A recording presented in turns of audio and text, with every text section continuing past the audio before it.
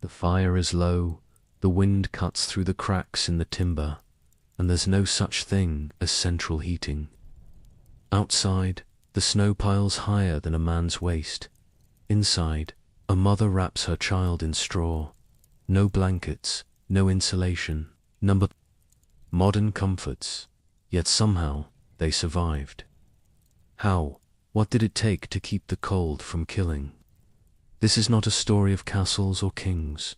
It's the raw, often overlooked reality of medieval villagers who fought the freeze year after year, with nothing but wit, will, and what little the earth would give. Between the 14th and 19th centuries, large parts of Europe were gripped by what modern climatologists call the Little Ice Age, though not a true ice age in the geological sense. The drop in average temperatures, a couple of degrees overall, was enough to reshape daily life across the continent. For those already living at the edge of survival, even subtle shifts in climate could trigger disaster. Winters lengthened, summers grew shorter and less predictable.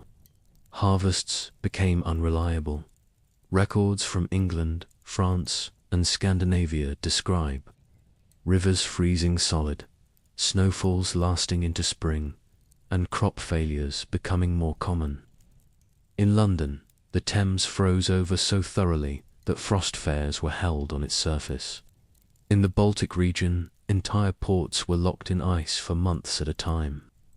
Even southern regions like Italy and Spain recorded unusually harsh winters, with snow falling in places unaccustomed to it. Climatologists now estimate that average winter temperatures during the coldest decades, especially the 16th and 17th centuries, dropped by 1 to 2 degrees Celsius compared to previous medieval norms.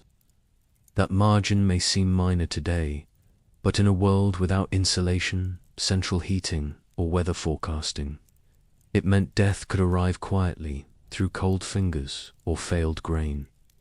The effects weren't limited to comfort. A delayed growing season meant entire harvests could be lost to an early frost.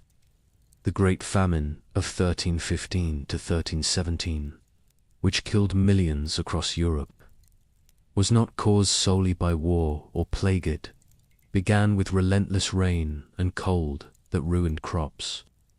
Grain rotted in fields, livestock starved or froze. In many villages, hunger came before the snow did. The winter of 1432, documented in the records of monastic scribes in modern-day Germany, saw the Rhine freeze over 4 weeks. In Scandinavia, the population declined in isolated valleys where agriculture became unsustainable. In alpine regions, entire hamlets were abandoned as glaciers advanced. In the Pyrenees and Alps, growing ice floes buried paths once used for trade and pilgrimage. The cold reshaped human behavior. Workdays shortened, travel halted. Entire communities entered a kind of winter hibernation, not from luxury, but from necessity. Heating fuel became a matter of survival. Firewood was scarce in many areas, and cutting from royal forests without permission was punishable by death. Those who lacked access to peat, dung, or communal fires had few options. Children and the elderly were especially vulnerable. Mortality records from medieval hospitals in France and the Low Countries show seasonal spikes in deaths every winter, often from a combination of malnutrition, respiratory illness, and exposure. In cities, the poor huddled together in overcrowded tenements. In the countryside, families often shared beds, not out of affection, but to share warmth. This was not romantic winter hardship. It was relentless, grinding, and cumulative. Year after year, the cold returned with no promise of relief. And for those living at the bottom of the social ladder, survival was never guaranteed. The climate was not just a backdrop to medieval life, it was an active force, reshaping society, health, and the rhythms of survival. Medieval peasant homes were not built for comfort. They were built with what was available: wood, mud, straw, and human labor. In most rural villages, construction followed a simple principle: keep the rain out, and trap whatever warmth the hearth could provide. The most common building method across Europe was wattle and dauber, wooden frame filled with woven sticks, then covered with a mixture of clay, mud, straw, and animal dung. It was cheap, accessible, and easy to patch, but it offered little insulation. Cold air seeped through the thin walls. In harsh winters, frost formed on the inside. Roofs were thatched with straw or reeds, which helped retain some warmth, but also created fire hazards. Without proper chimneys, smoke rose into the thatch and lingered in the rafters, sometimes for hours. Eyes burned, lungs suffered. Children were raised in rooms permanently hazy with smoke. Floors were rarely stone or wood.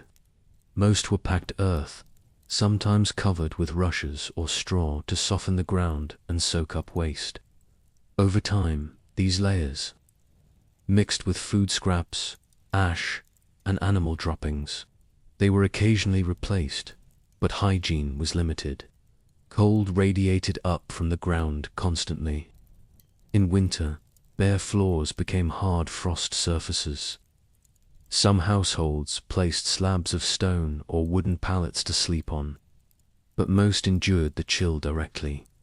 The heart of the home, and often its only source of heat, was the central hearth.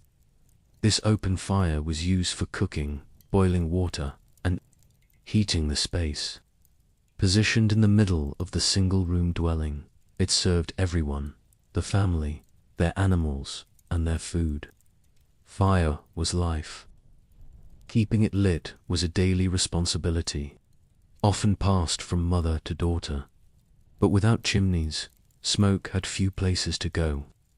A hole in the roof or a small gable vent let out some of it, but not enough. Smoke clung to clothes, bedding, and skin. Studies of preserved medieval interiors and skeletal remains suggest chronic respiratory problems were widespread. Windows were rare and small. Glass was expensive and reserved for churches or noble estates. Peasant homes used oiled cloth, wooden shutters, or nothing at all. This limited airflow, useful for trapping heat, but also for trapping illness and moisture. The lack of ventilation turned homes into damp boxes, ideal for breeding mold and disease during cold months. Space was tight. A typical cottage might measure no more than 20 by 12 feet. Families of 5, 6, or more shared this space with tools, food stores, and sometimes livestock. Cows, goats, pigs, or chickens were brought indoors during winter, not just for their safety, but to add body heat. Their presence warmed the room but added noise, filth, and odor. In some regions, modest improvements appeared over time. In Scandinavia and parts of Eastern Europe, log construction offered better insulation. In the Alps, raised wooden homes reduced ground chill. In England and France, wealthier peasants built two-room cottages, adding a sleeping loft above the hearth to take advantage of rising heat. But these were exceptions. For the majority, especially in the earlier medieval centuries, the home was a cold shell. Fire gave heat, but barely. Walls offered shelter, but little defense against wind or frost. Architecture, in this context, wasn't designed to be warm. It was built to survive. Warmth was a luxury, not a guarantee. In medieval Europe, fire was not a convenience, it was existence reduced to flame. It cooked food, dried clothes, boiled water, lit the darkness, and most importantly, kept the cold at bay. But fire was not easy to come by. and even harder to keep. Starting a fire required skill, patience, and the right materials. Flint and steel were commonly used, striking sparks onto dry tinder made from straw, bark, or cloth. In wealthier homes, fire could be preserved overnight with smoldering embers banked under ash. In poorer dwellings, if the hearth went cold, reigniting it meant borrowing fire from a neighbor or a communal flame. For many villagers, maintaining fire through the night was an unspoken rule of survival.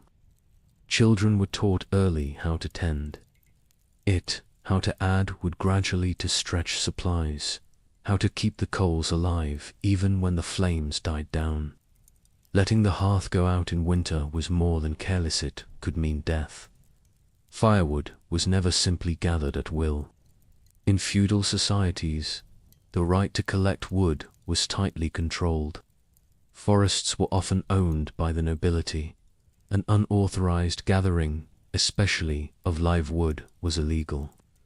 Offenders could face harsh fines, imprisonment, or mutilation. Peasants relied on what was known as istover rights, granting limited access to fallen branches or dead wood. Even this was contested in times of scarcity. In much of England and northern France, firewood shortages were common by the 13th century. Deforestation had already altered the landscape. Where trees were few, alternatives were essential. Peat, cut from marshlands and bogs, became a key fuel in the Low Countries, Ireland, and parts of Scotland. It burned longer than wood, though with a foul smell.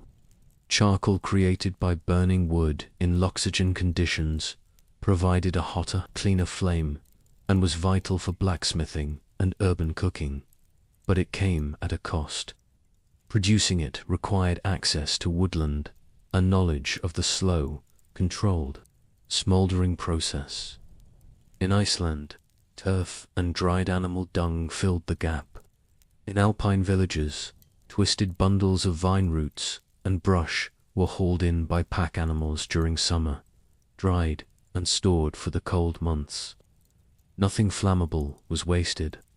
Even thatch trimmings and broken tools might end up feeding the fire.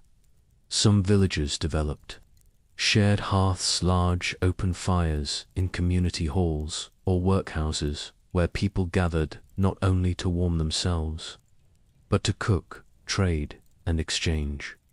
News. In monasteries and towns, public bread ovens served as heating centers. These spaces became essential during long winters, especially for those without fuel of their own. Fire shaped the rhythms of daily life. Meals were timed around its readiness. Work paused to keep it alive. Winter survival wasn't just about having warmth, it was about controlling the one thing that could create it. Mismanage the fire, and cold crept in. Miscalculate the woodpile, and a family could freeze before spring. For the medieval peasant, fire was not taken for granted. It was guarded, rationed, and passed down like knowledge etched in ashdot in the cold months of medieval Europe. Sleep was not a time to relax, was another challenge in the fight to stay warm. Clothing didn't come off at night. It was layered, adjusted, and often slept in exactly as worn during the day. Full undressing was rare, impractical, and, for most peasants, dangerous during winter. The base layer for both men and women was typically a linen shift or chemise, worn directly against the skin. Linen was absorbent and helped wick moisture away, but it was thin and offered little insulation.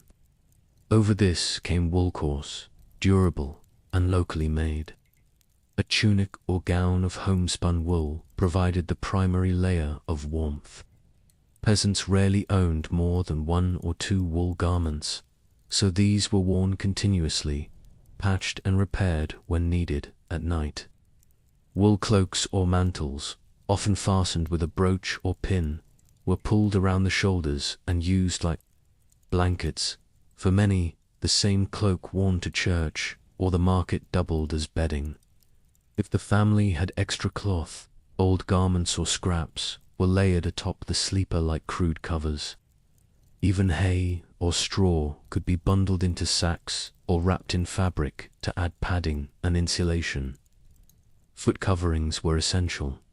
Woolen hose, if owned, were kept on during sleep.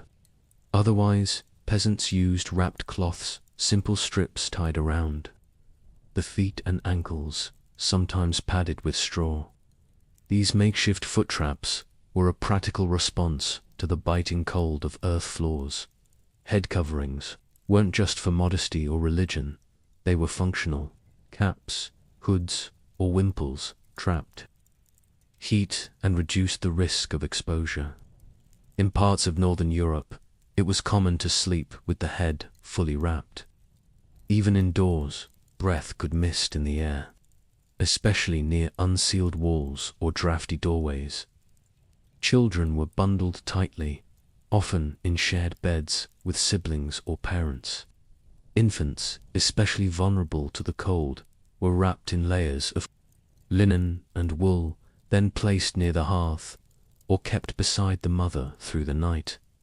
Only the wealthier classes could afford feather beds, thick quilts, or furs. For most villagers, warmth came from layering, proximity to others, and retaining every degree of body heat. Clothing wasn't just worn, it was lived in, washed infrequently, slept in constantly, and rarely removed. It was the last line of defense against the unforgiving cold of the medieval night. In most medieval villages, winter forced a kind of intimacy that modern life no longer remembers. Livestock, pigs, goats, chickens, sometimes even a cow shared the same living space as humans. This wasn't merely convenience or poverty. It was calculated survival. Peasant homes across Europe, especially between the 9th and 14th centuries, were often built as longhouses or single-room cottages, combining human quarters and animal stalls under one roof. Archaeological remains from sites in England, Scandinavia, and Germany confirm that walls dividing people from animals were minimals, sometimes a low wooden barrier or simple raised platform. In harsher climates, there was no division at all. Animals were valuable. They produced milk, eggs, wool, and, eventually, meat. But in winter, they offered something just as critical: body heat. A full-grown cow could give off as much warmth as a small stove. A few pigs, chickens, and goats could raise the room temperature just enough to make a difference, especially during sub-zero nights when frost bit through wattle walls and thatched roofs in regions like the Scottish Highlands or Alpine Germany, where winters were especially long. Integrated housing was a standard architectural feature. Known as byre houses or croft houses, these structures combined human living quarters and animal stalls end to end. Heat from the livestock area would slowly rise and spread into the human section. Aided by thick walls and low ceilings, the animals gained shelter from the elements. Humans gained residual warmth and protection against starvation, since a frozen or dead animal meant more than lost heat. It meant lost resources, often for the entire year. This practice also influenced sleeping arrangements. Families often positioned themselves closest to the livestock area during the coldest weeks, especially at night. Children or the elderly might be placed nearer the animals for warmth. Bedding was kept off the ground, not just to avoid the cold, but to reduce contact with moisture and waste runoff. But this arrangement came at a cost. Sanitation was a constant issue. Animals defecated where they stood. The smell was inescapable. Disease spread easily. The proximity to livestock increased. The risk of zoonotic infections. Zoonosis passed from animals to humans long before the term existed. Fleas, lice, and mites flourished in these cramped, warm, and dirty environments. Still, the benefits outweighed the drawbacks. A warm animal could be the difference between life and frostbite. In northern France, tax records from the 13th century show that homes with more livestock tended to have lower winter mortality rates. In Poland and parts of Hungary, local customs required farmers to bring animals indoors before the first frost knot, just out of care, but out of communal necessity. Animal heat was never seen as strange. It was part of the seasonal rhythm. From October to March, barns and bedrooms merged. The sounds of snorting, clucking, and chewing blended with family routines. Fire warmed the air, but livestock warmed the bones. For the medieval peasant, warmth was a shared burden, one carried by hoof and claw as much as by hand. In medieval peasant homes, there were no quilts, no sheets, and rarely anything resembling a modern blanket. Warmth at night depended on layers of ingenuity and whatever materials could be gathered before the frost arrived. The standard bed for the average villager wasn't a frame, it was the floor. Straw was the most common bedding material, stuffed into sacks or laid in mounds. It provided minimal insulation from the cold earth. Over time, that straw flattened, gathered moisture, and bred insects. It was replaced irregularly, often only once a season, if at all. In wetter climates, dried moss or bracken served a similar purpose. Gathered from forests and bogs before winter, pelts were among the most valued items in the household. Fox, rabbit, or sheepskin hides were used as makeshift covers, not for luxury but survival. Fur trapped heat better than woven cloth and, unlike most fabrics of the period, it offered some water resistance. For peasants, these were passed down across generations, repaired with crude stitching and patched with whatever fabric was available. A single pelt could serve as the only barrier between freezing air and a child's skin, where straw and pelts weren't enough. Russia's long, grass-like plants harvested from riverbanks were layered on floors and beds for extra insulation. The wealthy used them decoratively. The poor used them as padding. Sleep wasn't private. In cold months, families pressed close together. Parents, children, and sometimes livestock shared the same bedding area. In many households, everyone slept in one room. Bed sharing wasn't a cultural oddity. It was a thermal strategy. Body heat pooled in tight spaces and with few options for bedding. This was often the only effective way to prevent hypothermia during the night. The concept of a bed varied by class. Wealthier households, landed farmers, minor gentry, or successful tradesmen sometimes possessed actual bed frames with canopies and feather mattresses.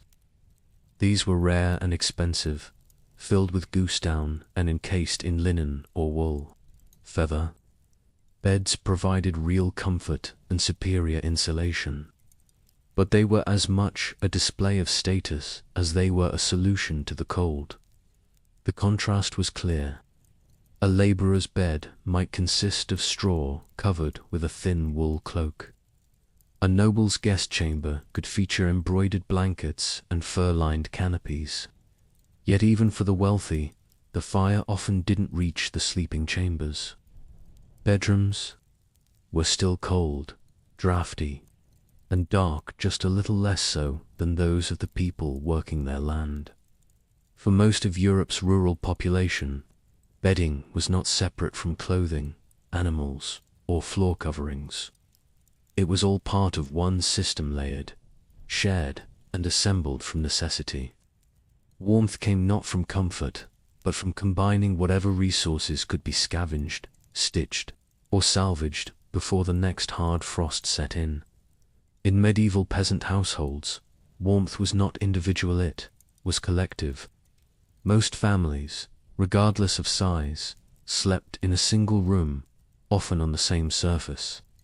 Beds, where they existed, were large enough to fit several people, not for comfort, but for survival. The sharing of body heat was not optionally, was embedded into the rhythm of winter life. Bedtime came early, dictated by the disappearance of light and the cold that crept in soon after dusk. Candles and firewood were too valuable to waste. With no artificial lighting and few heated spaces, families gathered near the hearth until the fire burned low, then retired together. In smaller cottages, this meant curling up on a straw mattress, a wooden platform, or directly on the rush-covered floor. Privacy didn't exist.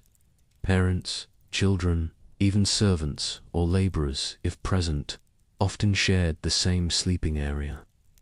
Infants were tucked beside mothers, both for nursing and to protect them from the cold.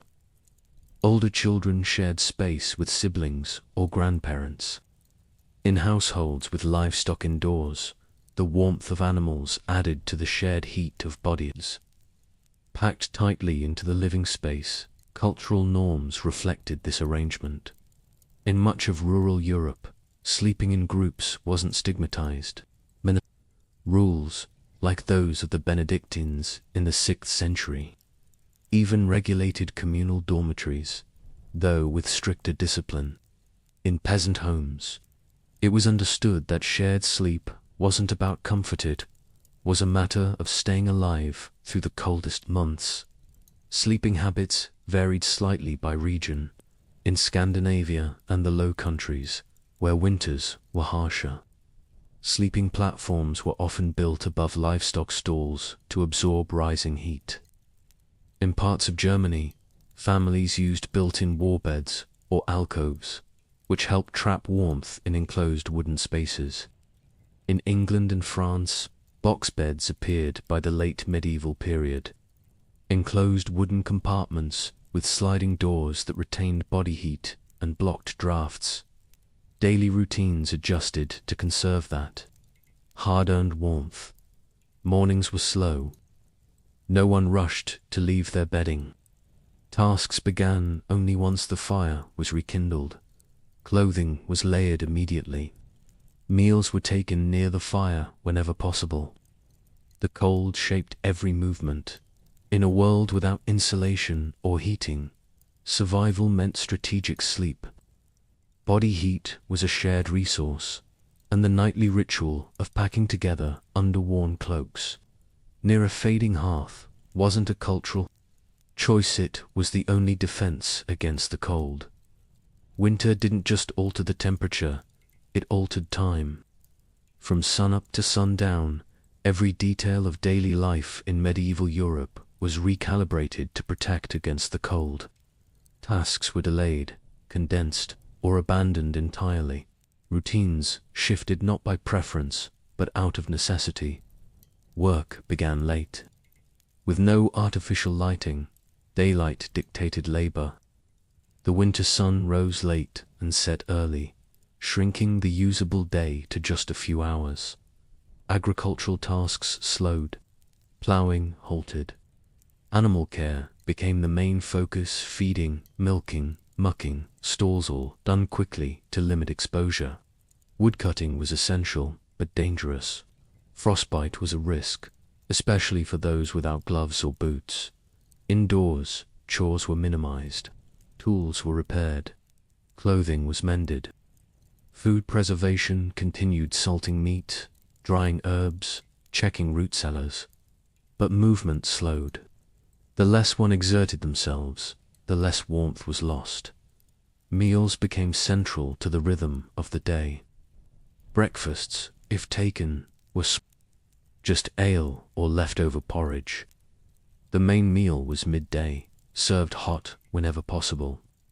Thick stews, boiled grains, roasted turnips, and pottage filled with beans or barley were staples. Fatty cuts of meat were prized when available, not for flavor, but for their ability to sustain warmth and energy. In colder regions, animal fat was even consumed directly or added to soups for its heating effect. Ale was consumed warm, often spiced, and served throughout the day. Not only was it safer than water in many areas, it provided calories and helped stimulate internal warmth. Mead and mulled wine were common among the better off, especially during religious festivals or feast days. Clothing was layered and rarely changed. Outdoor garments were kept by the fire, dried and reworn. Gloves, if owned, were a privilege. In some parts of Scandinavia and Eastern Europe, straw-filled boots or fur-lined mittens became winter essentials. Households adjusted sleeping and waking hours to follow the sun.